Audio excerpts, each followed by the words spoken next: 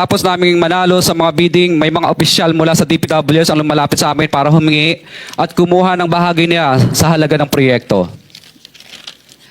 Ang hinihingi nilang porsyento ay hindi bababa sa 10% at umaabot pa sa 25% na naging kondisyon upang hindi maipit ang implementasyon ng kontrata.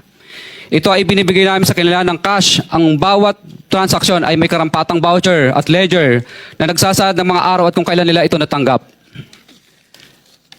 Ilan sa kanila ay sina Terence Calatrava, former Undersecretary of Office of the Presidential Assistant of the Visayas of the Philippines, Kong Roman Romulo of Pasig City, Kong Jojo Ang of Uswag Ilonggo Party List, Congressman Patrick Michael Vargas of Quezon City, Kong Juan Carlos Arjo Aitaide of Quezon City, Nicanor Nicky Briones of AGA Party List, Congressman Marcelino Marcy Teodoro of Marikina, Congressman Florida Robes of San Jose del Monte, Bulacan, Congressman Leandro Jesus Madroño of Romblon, Congressman Benjamin Benji Agarao Jr., Congressman Florencio Gabriel Bemnoel of Anwaray Party List, Kong Leo de Ode Tariela of Occidental Mindoro, Congressman Reynan Arrogancia of Quezon City, Quezon Province, Kong Marvin Rillo of Quezon City, Kong Teodoro Haresco of Aklan,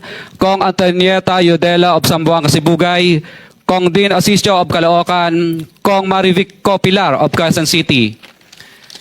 21. Mayroon ding mga kinatawan ng ilang politiko na nakikipagtagpo sa amin upang manghingi ng porsyento kapalit ng mga porsyento ng mga proyekto.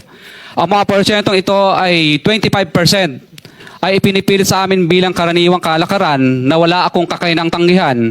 Ilan sa kanila ay sina Regional Director Eduardo Virgilio of DPWS Region 5, Director Ramon Ariola III of Unified Management UPMO, District Engineer Henry Alcantara, DPWS Bulacan First, Undersecretary Robert Bernardo, District Engineer Aristotle Ramos of DPWS Metro First, Pasig City, District Engineer Manny Bulusan of DPWS North, Manila Deo, District Engineer Edgardo C. Pingol of DPWS Bulacan Subdeo, District Engineer Michael Rosaria of DPWS Quezon Second Deo.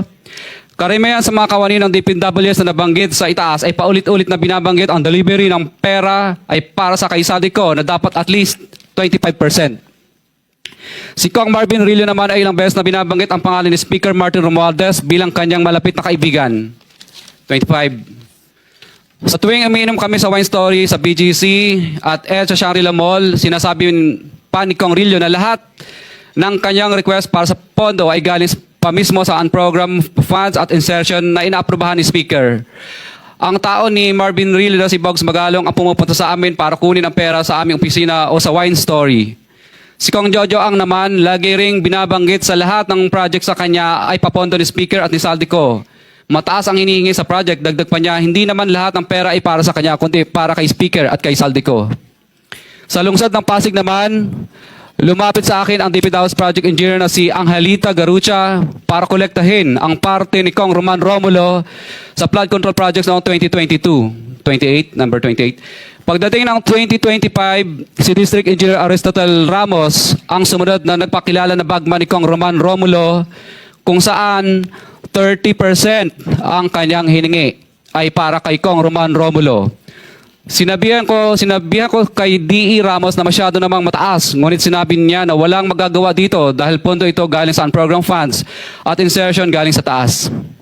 Sa ilang pagkakataon, ang mga politiko na personal na inabutan ng halaga ayon sa hinihingi nilang porsyento mula sa proyekto. Ang pagbabayad na ito ay hindi naman kagustuhan kundi isang hakbang na ginawa namin dahil sa matinding panggigipit. Ilan sa kanila ay sina Kong Antonieta Yudela kasama ang kanyang asawa, Kong Marvin Rillo of Quezon City, Kong Nicky Briones of AGA Party List, Arturo N. Ataide, ama ni Kong Arjo Ataide, Kong Florencio Gabriel Bemnoel of Anwaray Party List, Kong Leandro Jesus Madroño of Romblon, Kong Benjamin Benji Agarao Jr.